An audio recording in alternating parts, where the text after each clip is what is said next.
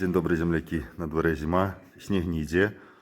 Есть другая работа. Вот мой Форд разъездный, рабочий. Не прошел техосмотр. Все хорошо, только дырочек немножко есть у порога.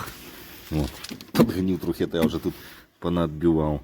Так-то без замечаний все нормально. Вообще проблем нету.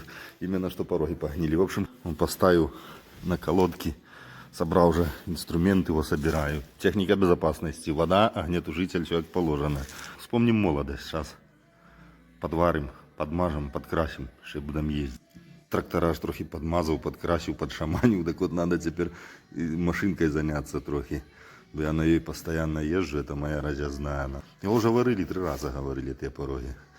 Кусок заварить, дальше, понимаю, кусок заварить, дальше там дырка появляется. Сейчас мы его подрепетируем.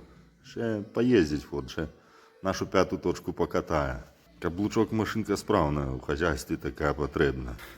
Стукаю таким молотком, так что-то большие дырки появляются. Надо взять, может, меньше трохи, так может меньше дырки будут. Ни хрена не меньше. Вроде бы ж целая, вот, начинаешь стучать и все. А с виду было ничего. Хорошо замазано. Ой, да. Ну что, сделаем. Не такое же делали.